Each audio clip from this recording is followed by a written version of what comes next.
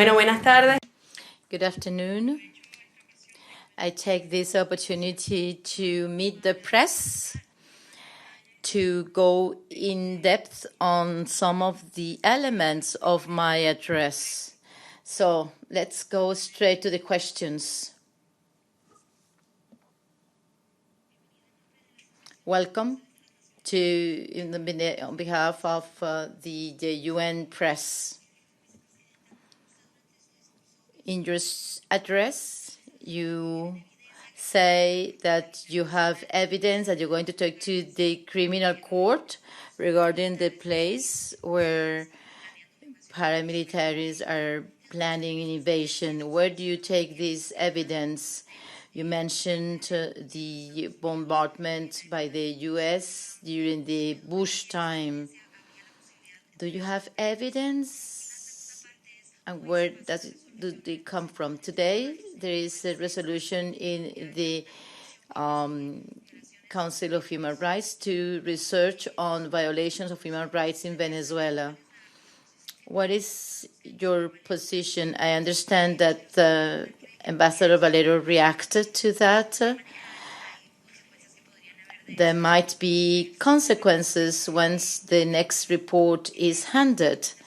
In the UN, you mentioned, you have the platform to speak out. So, several questions there. Well, we were forced to bring to this UN Assembly actual evidence. Mr. Duque, 2 days ago, came here to lie, given to an investigation of the photograph presented by Mr. Duque. We realized that there were many lies. First of all, we have instructed Mr. Arriaza to protest this map. Here we have the Essequibo territory, and it has to be settled according to the Geneva Accord of 1960. 48 hours, we have that these photographs belong to Colombia. This denunciation was made at the time of President Chavez, and we demanded to give us precisions, and they don't give any further information because they are lying. We have sent evidence to the Colombian government, and we have urged them to conduct investigation, thorough inquiry. In Colombia, they has as a refugee someone requested by the Venezuelan authorities for murdering a child, but also evidence of his participation in the coup attempt and assassination attempt against Maduro with drones. The attempt to murder a number of high officials and also ambassadors were present in that event where the attempt took place. This person has received asylum. He is a refugee in Colombia, which is a clear violation of the Security Council resolutions. So we have complained through the mutual cooperation, legal cooperation, police cooperation. We have presented the evidence. However, the government of Mr. Duque tries to disguise the low popularity he has in Colombia, and he's resorting to the aggressions against Venezuela to conceal the situation in Colombia.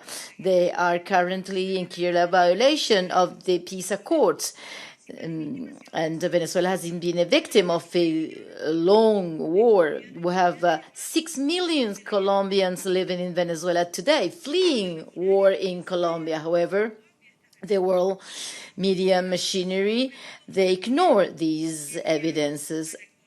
Always, we send to the International Criminal Court a video with the confession of Mr. Nandito, a leader of a paramilitary band, Los Rastrojos, whose a family were assassinated once the leaders of this band knew about the capturing of this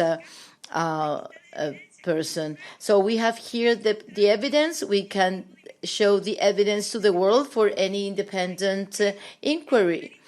So I guess the Colombian government should be the first to be interested in this evidence, because the Colombian state has the obligation to safeguard the borders against irregular drug trafficking and paramilitary organizations. But now they are transferring to us that responsibility. We are taking care of our border. We are fighting these groups, irregular groups, and that's what we are doing right now, and we will continue doing so. And we need to preserve the Venezuelan territorial integrity.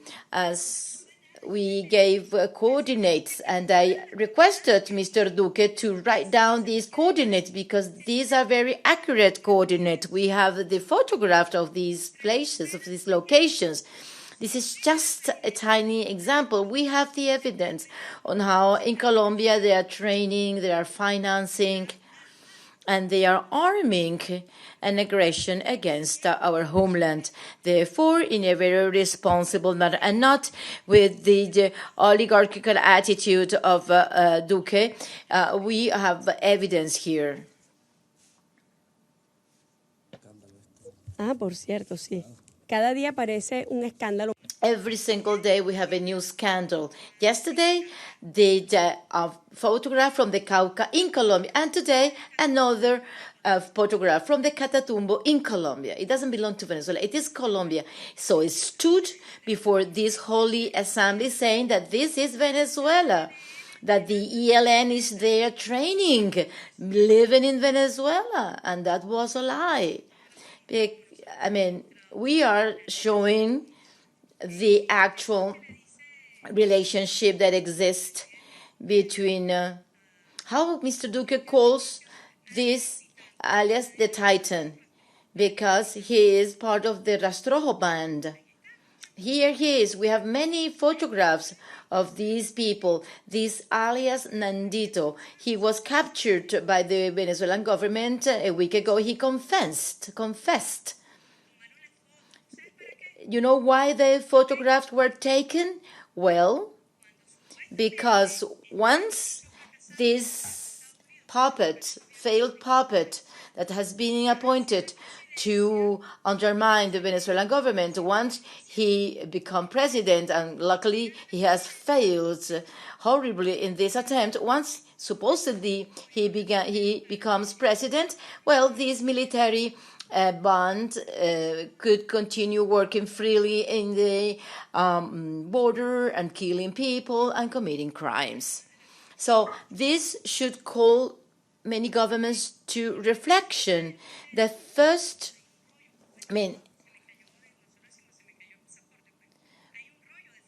we have many photographs, and there we see the confession, the full confession of this leader of the Rastrojos band, paramilitary band. And these paramilitaries killed his family when they learned that he had been caught by the Venezuelan authorities. The real evidence, these are no lies. We are not respecting the UN General Assembly with lies to organize a show against Venezuela. This is not what we expect from the world's leader. We expect that this organization be respected, and we work for this organization to be respected, because the weak people subjected by factic powers, media, financial, political, we only have this legal space where we can work. So we will continue working in this end. Regarding the Lima cartel, I have this family anecdote. In my mother's house, there are many parrots, and they repeat all the time the same thing, but they don't think. And when I see the Lima cartel, I think of the parrots. They repeat the same script, a nonsensical script. and they are also a political and diplomatic failure. The Lima cartel has been totally defeated. They wanted to obtain something in the Human Rights Council, but they were defeated. Whereas yesterday in Venezuela, they were successful in obtaining a statement ratifying the safeguard of human rights. And in this unequal world is a minority. The minority world that's trying to give life to this deputy that in the eyes of the Venezuelan people, he is nothing. He's a no event. He has devoted himself to steal assets from the Venezuelan people, from PDVSA, stealing our gold. He is a criminal. He is an international criminal organization. And we have the connection between this self-proclaimed, this puppet from the U.S. to undermine and topple the government presided over by Maduro. Well, this person is in clear connection with this paramilitary band. And we have many pictures, we have videos, and he's also connected to Mr. Duque. So you cannot come to the UN and flagrantly lie. That's why we came here to present this evidence. Thank you. Regarding this last element of your answer, the decision made in the Human Rights Council, are you going to cooperate with the effort of the Office of the High Commissioner? This, of course, we signed a memorandum with the Office of the High Commissioner for Human Rights. And there we have the parameters of cooperation with the legitimate and constitutional government of Venezuela in the framework of the respect of our sovereignty, and you can have it available for you. Yesterday, Mr. Maduro said that if the Oslo dialogue is activated, we are ready to work in this framework. Is the government going to ask Noruega to continue negotiation with the opposition? President Maduro has never withdrawn from this initiative. He met with the Norwegian delegates, and there they discussed about the dialogue facilitated with this government. But first, dialogue has to be sovereign without foreign intervention and meddling. And no one can enter a dialogue and political dialogue with a gun to your head. So we have requested the extremist opposition in Venezuela to go back to the Norwegian dialogue. Maduro has always fostered dialogue. On the 16 last, we signed with the members of the opposition of Venezuela. We signed an agreement, and we are part of that national dialogue, and we reached an agreement, and we are already working on those agreements. So it has been clearly and repeatedly demonstrated the willingness of President Maduro to create as many dialogues as possible, to preserve the tranquility of Venezuela and to preserve a healthy development by rejecting the coercive, unilateral, illicit measures taken. And I spoke about this in my address, and the consequences of those measures on more than 34 sanctioned countries. And it's become the big business for the financial sector.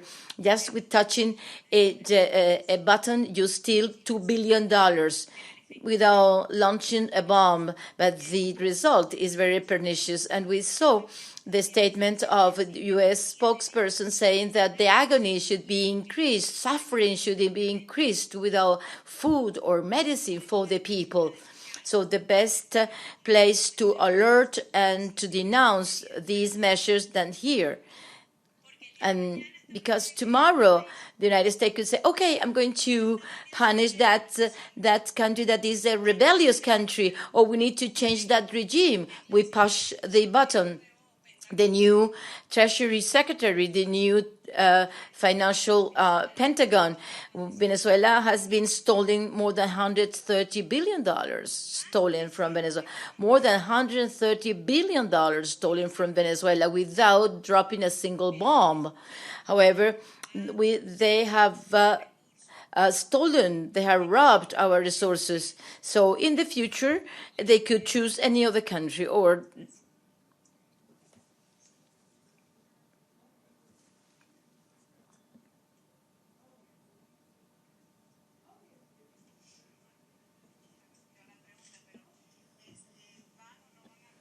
Are you going to cooperate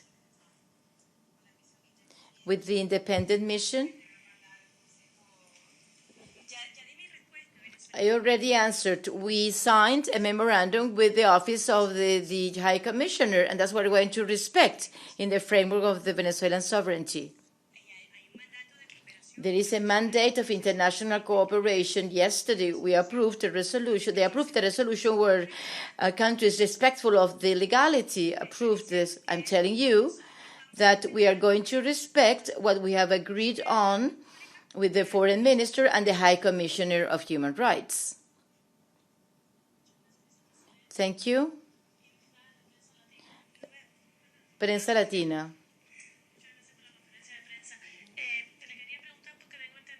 I understand that in Venezuela, you have collected millions of signatures against unilateral sanctions, also in Cuba and France.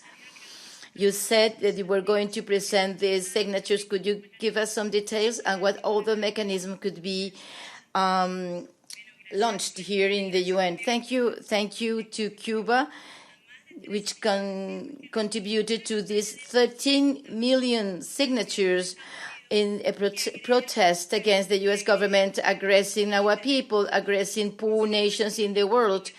In the framework of this campaign, No More Trump, we gathered more than 13 million signatures, and we're going to hand out to the Secretary General the certification of these signatures, and they will remain in Venezuela. France Press. Have you denounced in the past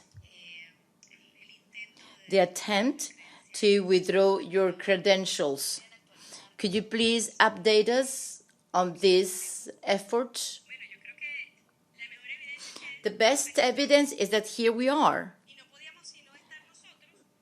They were the only one representing legally the Venezuelan people. I'm the executive vice president of the Bolivarian Republic of Venezuela of the Maduro president. That's the answer to your question. It's very simple. It couldn't be otherwise. They could pretend as a joke. These people who are requested by the Venezuelan justice to pretend to be diplomats. It's been a joke, and the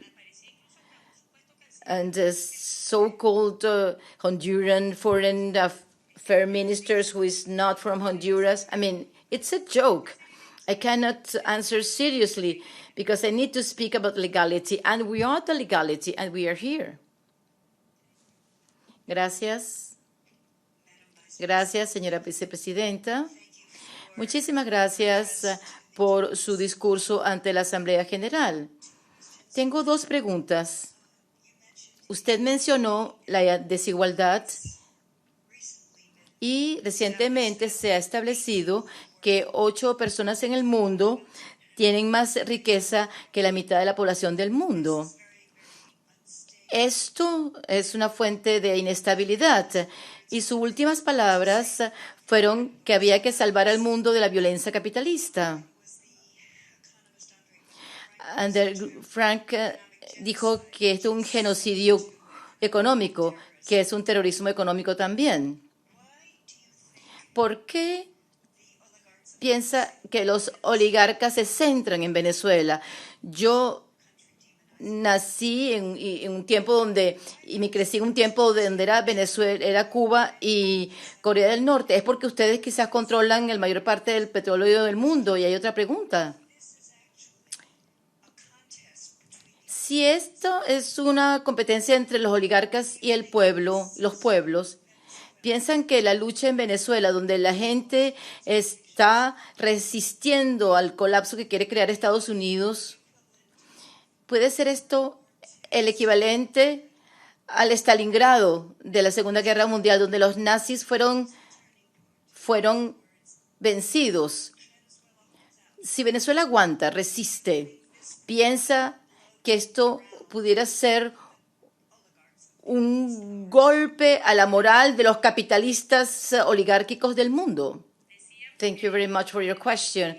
These coercive measures, unilateral measures, had very clear goals that they cannot mention. First, to defeat what is actually a threat to the system, which is this Bolivarian socialism. When Commander Chavez was elected, he changed the social economic structure in Venezuela, a revolution to include the millions of Venezuelans that had been excluded by puppet governments in the past, to bring about social justice. And that model was widely recognized by this organization. The Bolivarian socialism model received rewards by FAO, the World Health Organization, and UNESCO. Why? Because of the progress in education, health, food supply, basic human rights of the whole of the population. The Bolivarian socialism told to the world, yes, we can, because the capitalist model generates wealth, but only for a few. The figures I showed are horrible. 26 people in the world owe the same amount of 3.6 billion people in the world. And Chavez changed that equation in Venezuela, and the world started to see what the Bolivarian Revolution stands for. And the economic warfare is to destroy the model of inclusion, social justice, social protection. At the moment when it is up to President Maduro, who in a very courageous manner has defended our homeland from the illicit sanctions, economic criminal blockade, total blockade, as the U.S. said, total embargo and blockade. We cannot accept bullies. We need to go down the path of legality, sovereign equality of all states. It cannot be a world with bullies steal you, assault you, aggress you, just because they think different from you. It goes against the Human Rights Charter that consecrates the right to equality. Even we are different, we have different opinions, but we need to respect each other. So it enshrines respect and law. So President Maduro is conducting this battle to defend our people. Recently, he created the plan to help the victims of the economic warfare and the criminal blockade. Why? To help the most vulnerable. Because if it is true that sanctions affect all population, bankers, producers, they also attack and menace the most vulnerable, and we need to protect them. However, world propaganda media, it's controlled by those who drop the bombs. How do you explain that more 4 million Venezuelans have left the country? This means perhaps that your government has not been able to solve the domestic situation. Well, first, that's a lie. We have already stated repeatedly that that's a lie. That is not the real figure. Just imagine. Almost all the government of the Lima cartel as parrots, they index human development is far below from the Venezuelan development index. The index of equality is horrible. It's among the most unequal countries in the world. So I wonder, Colombia, for instance. Venezuela has received important daily migrant flux because they have a war in Colombia every single day. I welcome you to Venezuela. We have a sit room, and there we have the cameras on the bridge, and you can see that in real time. As a journalist, go there and see on real time what is going on that bridge between Venezuela and Colombia. The Venezuelan migration is an economic migration forced by the illicit sanctions, not by a war. And it's not this figure. Colombia, that cannot even take care of its population because poverty is very terrible. Just imagine that Colombia has to receive 1 million Venezuelans. It will be collapsed. However, this year we have more students in our school system, and this happens every single year. We have more and more people. Power consumption has increased. Fuel consumption has increased. How come that this happened if 4 million Venezuelans have left the country? I mean, are we ghosts in Venezuela? No, we have real people living in Venezuela. Venezuelans exist, and the Bolivarian Revolution has said we are real people. We are still in Venezuela. So I beg you to be more objective in the way you approach Venezuela. We have visited the border. I come from Telesur. I have a question. Yesterday, President Duque, after his speech, he said to the journalists that he was waiting for a total rejection of Venezuela after his address. Do you think Mr. Duque succeeded in his attempt? Are you going to present this photograph to the General Secretary when you see him as the Duque did with the fake photographs? And third, what is your concern about the TR that failed in the intervention? Thank you very much. Well, let's talk about the TR. A Rio Treaty. That's a ridiculous instrument. Venezuela denounced this in 2015 on May the 14th. Now we have a para-government appointed by the U.S. and the satellites to say that they are Venezuela. There is a single Venezuela, and that Venezuela is here with the actual and real representative. Venezuela is indivisible. It's a single country, and it's the worthy and dignified Venezuela known by the world. There is a single Venezuela. So those evidence will be given to the General Secretary together with the 13 million signatures, and also a copy of the agreement of the National Dialogue Accord signed in September. Regarding what Duque said, well, I'm so happy to be here in this press because we received so much love for so many delegations. I'm filled with all the love and passion of all the countries that ratified their agreement and the solidarity with Venezuela. Thank you very much.